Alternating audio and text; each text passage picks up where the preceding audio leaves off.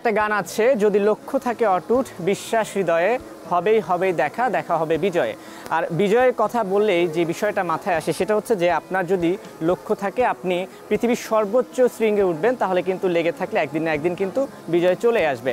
আর সর্বোচ্চ শৃঙ্গের কথা আসলেই যার কথাটা মাথায় আসে সে হচ্ছে বাবর আলী। প্রায় 11 বছর পর বাংলাদেশের পতাকা গত বছরই তিনি তুলে ধরেছিলেন সর্বোচ্চ জায়গায়। আজকে সেই বাবর আলীর সঙ্গে কথা বলবো। আজকে আমি বই মেলায়, তার একটা বই বের হয়েছে, দেখি তিনি কেমন আছেন এবং বই নিয়ে কি বলছেন। আসসালামু আলাইকুম ভাই, কি অবস্থা, কেমন আছেন? খুব ভালো আছি। খুব ভালো আছেন। বই মেলা এসেছি, 21 গ্রন্থমেলা চলছে, বই মেলা চলছে। ব্যক্তিগতভাবে জানতে চাই, বইয়ের প্রসঙ্গে যাওয়ার আগে, বই মেলা এবার কেমন দেখছেন, কেমন লাগছে? মেলায় তো এটা উৎসবের মতো, নতুন নতুন বইয়ের ঘ্রাণ নেওয়া যায়, এই জন্য সবসময় ভালো লাগে। আচ্ছা ঠিক আছে, এবার আমি সরাসরি আপনার বই প্রসঙ্গে চলে আসছি। আপনার বই এসেছে, আমি একটু জানতে চাই কি বই এসেছে, বইটার নাম কি এবং ডিটেলস একটু হাতে যদি বইটা নিতেন। আমার এইবারের যে এটা আমার 4 নম্বর বই, এটা এভারেস্ট ও লোৎসে শিখরে। আচ্ছা। এবং এটা এভারেস্ট এবং লোৎসে অভিযান যে আমি করেছি গত 2024 সালের এপ্রিল মে মাসে, সেই অভিযান নিয়ে লেখা। এটা পৃথিবীর সর্বোচ্চ শৃঙ্গ আরোহণ এবং চতুর্থ সর্বোচ্চ শৃঙ্গ লোৎসে, এই দুটো আরোহণের দিনলিপি। এবং এটা এসছে চন্দ্রবিন্দু প্রকাশন থেকে, বইমেলায় 701 আর 702 নম্বর স্টল। আচ্ছা, স্টলে আসলে কি সবসময় আপনাকেও পাওয়া যাবে নাকি? হ্যাঁ, সবসময় না, আমি চেষ্টা করি বেশ কয়েকদিন। হ্যাঁ, মানে ব্যাপারটা হচ্ছে মাঝে মাঝে বাবর আলীকে বইয়ের সঙ্গে ফ্রি পাওয়া যাবে আর কি। আমার বই এবং আমাকে দুটোই পাওয়া যাবে। আচ্ছা ঠিক আছে, বইটা আপনার হাতেই দিচ্ছি। আপনার বইটা একটু জানতে চাচ্ছিলাম যে আসলে বইয়ের গল্পটা তো বলছিলেন যে আপনার অভিজ্ঞতাই শেয়ার করেছেন, as like one kind of রোমাঞ্চকর কিছু গল্প বা অভিজ্ঞতাই শেয়ার করা হয়েছে। পুরো অভিযানে আসলে আমি যা দেখেছি, শুনেছি বা ছুঁয়েছি সেই অভিজ্ঞতায়, এবং একই সাথে এটা যেহেতু দিনলিপির আকারে করা, হিমালয়ে অন্য পর্বত মালাগুলোর চেয়ে খানিকটা আলাদা, কারণ এইখানে অনেক উচ্চতায়ও মানুষ বসবাস করে। তো যতক্ষণ পর্যন্ত আমি পর্বতের পাদদেশে যে বেস ক্যাম্প, যেখান থেকে মূল অভিযানটা পরিচালনা করা হয়, সেখানটায় পৌঁছায়নি, এর আগ পর্যন্ত অনেক মানুষের সাথে ইন্টারেকশনের গল্পও বইয়ে আছে। এরপর তো আমার সহ অভিযাত্রীদের কথা, সেই পাহাড় আরোহণের গল্প, সেই বলবো রোমাঞ্চকর বর্ণনা, এবং একই সাথে পাঠক যাতে আসলে বর্ণনার সাথে একাত্ম হতে পারেন বা ভিজুয়ালাইজ করতে পারেন, সেজন্য বইয়ের শেষে হচ্ছে প্রায় 1.5 ফরমার রঙিন ছবিও আছে, যাতে অভিযানের একটু দেখিয়ে দিই, তাহলে দর্শকদের আগ্রহটা আরো বেড়ে যাবে। অভিযানের ছবিগুলো আপনি এখানে তুলে ধরেছেন। আচ্ছা বাবর আলী ভাই, এটা আমার নিজের ব্যক্তিগত জানার বিষয়। একটু আগে বলছিলেন না যে পর্বতে যখন উঠছিলেন সেখানেও মানুষ বসবাস করে, হ্যাঁ আসলে ওনারা সেখানে থাকে কিভাবে, যদি ছোট করে একটু বলতেন। আর ওখানে খাওয়া দাওয়া করে কিভাবে, বাজার সদাই বা কি ব্যাপারটা আসলে? ওকে, এভারেস্টের বেস ক্যাম্প যেতে এভারেস্টের বেস ক্যাম্পের উচ্চতা প্রায় 17,000 ফিট। তো এর আগের বেস ক্যাম্পের আগে একটা গ্রাম আছে গোরাকশেপ, সেটা 5,100 মিটার উপরে। হ্যাঁ, কিন্তু সেটা অস্থায়ী গ্রাম। যখন পর্বতারোহীরা বা পর্বত পদযাত্রী বা যারা ট্রেকার যখন যায়, সেই সময়টাই ওখানটায় লোকজন থাকে। কিন্তু প্রায় 4,900 মিটার লবুচে গ্রামে মোটামুটি সারা বছর মানুষজন থাকে।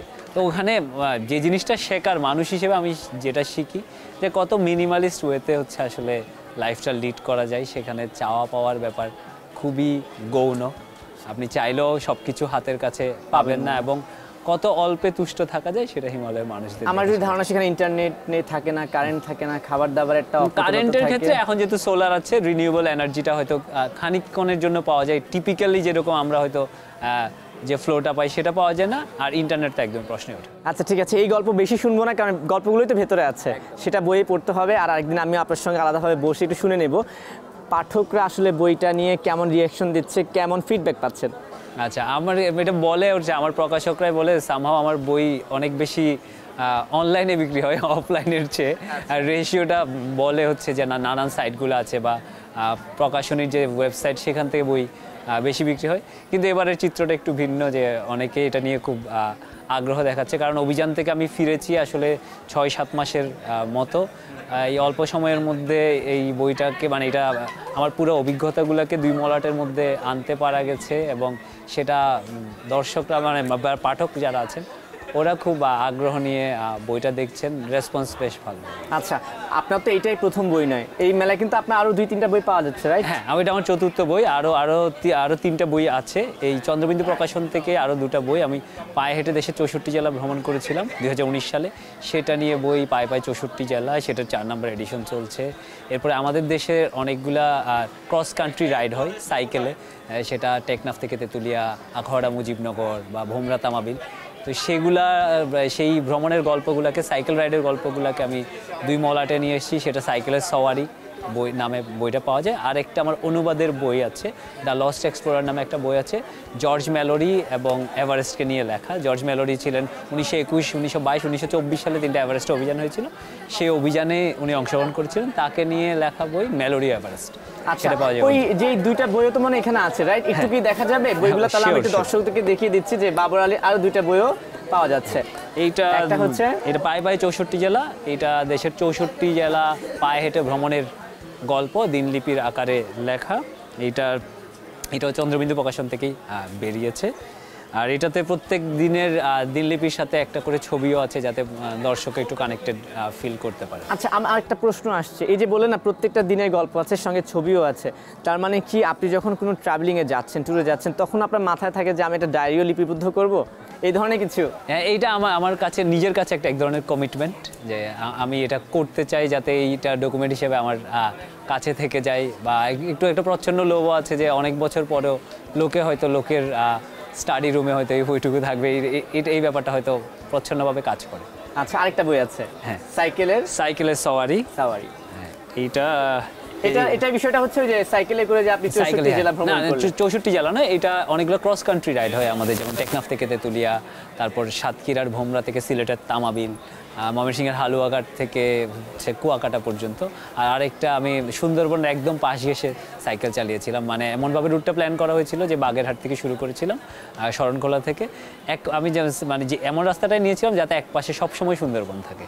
তো সেই রাইডের গল্প এই বই আছে। আচ্ছা, আপকামিং তাহলে প্রজেক্ট হাতে কি আছে? আপকামিং বইগুলো কি তাহলে? আপকামিং বই, আমি কাশ্মীর থেকে কন্যাকুমারী সাইকেল চালিয়েছিলাম, ভারতের একদম সর্বোত্তরের বিন্দু কাশ্মীরের শ্রীনগর থেকে একদম ভারতের সর্বদক্ষিণের বিন্দু তামিলনাড়ুর কন্যাকুমারী, প্রায় 4000 কিলোমিটার রাইড। সেটা নিয়ে একটা বই করার ইচ্ছা আছে, এটা আমি দিনলিপির আকারে লিখেওছি। আর এছাড়া আমি পায়ে হেঁটে শ্রীলঙ্কা ভ্রমণ করেছি এই 3 মাস আগে। শ্রীলঙ্কার একদম সর্বোত্তরের বিন্দু পয়েন্ট প্যাড্রো থেকে সর্বদক্ষিণের বিন্দু পয়েন্ট অন্ড্রা, সেটা নিয়ে বই করার ইচ্ছা আছে। আচ্ছা, এই যে বই লিখছেন না, বই লেখার আগ্রহটা আসলে কবে থেকে আসলো আপনার? ছোট থেকে কি বই লিখতেন? তা তো না মনে হয়। না, একদমই না। বই পড়তাম, এবং পরে 2014 সাল থেকে আমি দৈনিক পত্রিকায় ভ্রমণ পাতায় লিখতাম। পরে যখন 2019 সালে যখন আমি এই ভ্রমণটা করি দিনলিপির আকারে, নিজের কাছে কমিটমেন্ট ছিল যে আমি দিনলিপির আকারে এই ভ্রমণের গল্পগুলো লিখবো, তখনই পরে মাথায় আসে যে এটা পরে একসাথে বই করা যায়। আমার শুভাকাঙ্ক্ষীরা অনেকে বলছিল যে এটাকে আসলে 2 মলাটের মধ্যে নিয়ে আসা যেতে পারে। একটা প্রশ্ন করি আপনাকে, আপনি তো ভ্রমণ করছেন, সাইক্লিং করছেন, আপনি এভারেস্টে চড়ে উঠেছেন, আরও অনেক কিছু হয়তো বা ভবিষ্যতে আমরা আপনার থেকে পাবো, কিন্তু আমি যদি বলি যে বাবর আলী নিজেকে কী হিসেবে পরিচয় দিতে পছন্দ করে সবার আগে, এখন লেখক আপনি, তাই না? তো লেখক আমি যদি জিজ্ঞেস করি কোন পরিচয়টাই আপনাকে সবার আগে দিতে চান, কোনটা দেবেন? পর্বতারোহী পরিচয়টা আমি বলবো সবার আগে দিতে চাই, বা অ্যাজ এ হোল অ্যাডভেঞ্চারার বললেও আমি খুশি হব। তাহলে নেক্সটে কোন পর্বত আরোহীতে যাচ্ছেন আপনি? আমি অন্নপূর্ণা 1 ক্লাইম্ব করতে যাব। কবে যাচ্ছেন এটাতে? মার্চের শেষ দিকটায়। মার্চের শেষের দিকে যাচ্ছেন। আসলে বই থেকে একটু আপনার পর্বত আরোহণ বা ট্রাভেলিংয়ের দিকে যাই। এই যে এত পর্বত আরোহণ করছেন, এত উঁচু উঁচু জায়গা যাচ্ছেন, বলছেন যে এমন এমন জায়গায় যাচ্ছেন যেখানে মানুষজন আসলে থাকে না, আসলে কখনো নার্ভাস ফিল হয় না, ভয় মনে হয় না যে আমি যে যাচ্ছি যদি আর না ফিরে আসি? কিংবা আপনার আব্বু আম্মু আছে, বা এই দেশের মানুষ আছে, বন্ধু বান্ধব আছে, কখনো মনে হয় না যে যাচ্ছি কি না কি হয়ে যায়? না, আমার ক্ষেত্রে আমি বলবো ভয়ের চেয়ে কৌতূহলটা অনেক বেশি কাজ করে, এবং ভয়ের চেয়ে অবশ্যই কৌতূহলের শক্তি বেশি। হ্যাঁ, ব্যাক অফ দ্য মাইন্ড হয়তো অনেকভাবেই কাজ করে, কারণ পর্বতে আপনি একদম সর্বোচ্চ প্রিপারেশন নিয়ে গেলেও ওখানে আবহাওয়া বলে একটা ফ্যাক্টর আছে যেটা আপনি নিয়ন্ত্রণ করতে পারেন না। এমন অনেক কিছু আছে, কিছু ফ্যাক্টর আছে আপনি নিয়ন্ত্রণ করতে পারেন না, কিছু ফ্যাক্টর আছে আপনি যেটা নিয়ন্ত্রণ করতে পারেন। তো যেটা আমি নিয়ন্ত্রণ করতে পারি, যেমন আমার ট্রেনিং, আমি যাওয়ার আগে কীভাবে প্রস্তুতি নিচ্ছি সেটা তো আমি নিয়ন্ত্রণ করতে পারি। আমি সেটার দিকে আসলে সর্বোচ্চ জোর দেই, যাতে আমার কারণে পর্বতে কখনো অসফলতা না আসে। এখন প্রকৃতির উপর আমি হয়তো কিছুই করতে পারবো না, এবং কিন্তু প্রকৃতির বলবো যে প্রকৃতি কি বলছে সেটা শোনার মতো কান আমার আছে, আমি এবং সেটা ফলো করার চেষ্টা করি। ঠিক আছে, আমি এই বিষয়ে আজকে আর বেশি কথা বলবো না, এখানেই সমাপ্ত করছি এই পর্বত আরোহণ এবং ট্রাভেলিংয়ের বিষয়টা, কারণ আমার ইচ্ছা আছে আপনার সঙ্গে আরেকদিন বসবো। দর্শকদের মতো আমারও অনেক বিষয় জানার আছে, শুধু যে পর্বত নিয়ে না, আপনি অনেক জায়গায় গিয়েছেন সেসব বিষয় নিয়েও। এখন বলতে চাই, বইমেলা তো ঘুরে ঘুরে দেখেছেন না, আপনার বই পড়া হয় কি? হ্যাঁ, আমি প্রচুর বই পড়ি। আপনার পছন্দের লেখক কারা?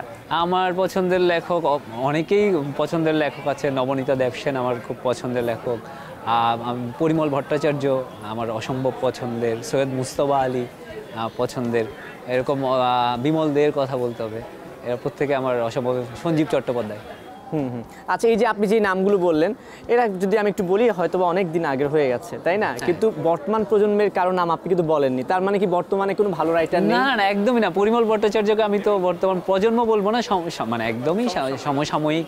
বা আমি যদি বলি সোহান রিজওয়ান, আমার খুব ভালো লাগে ওনার লেখা পড়ছি। আমি রিসেন্টলি হামিম কামাল পড়েছি, আমার অসম্ভব ভালো লেগেছে।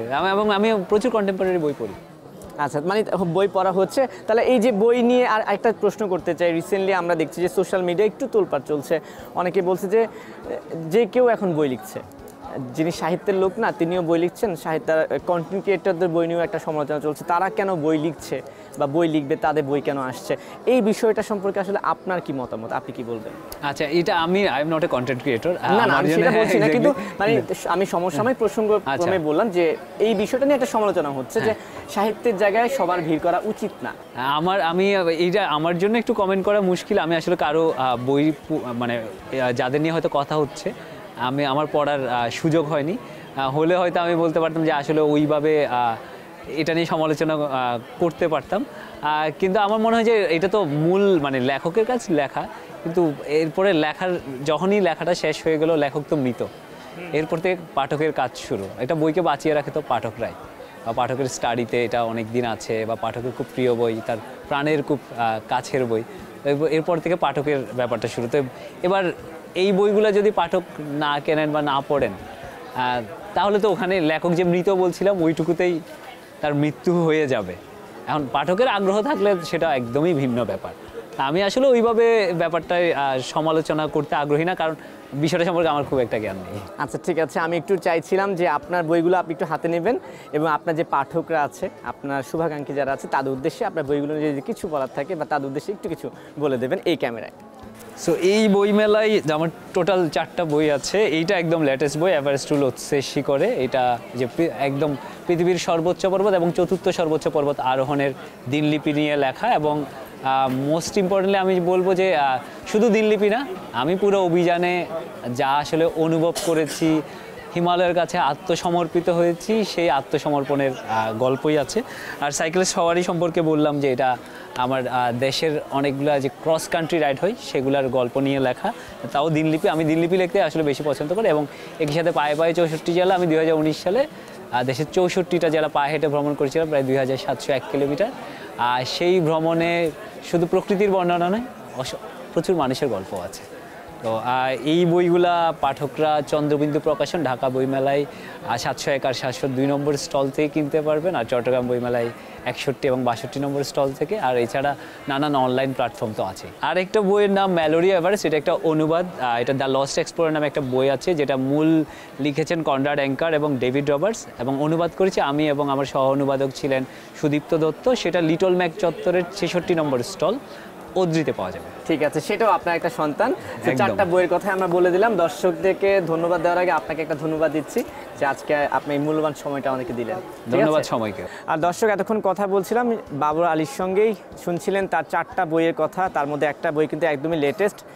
বইমেলায় আসলেই যারা বিশেষ করে পর্বত আরোহণ নিয়ে অনেক জানার আগ্রহ আছে, তারা কিন্তু এই বইগুলো চাইলে পড়তে পারেন এবং পড়ে অনেক অভিজ্ঞতা নিতে পারেন। আজকে এখানে শেষ করছি, যে যেখানে থাকবেন ভালো থাকবেন এবং সময় টেলিভিশনের সঙ্গে থাকবেন।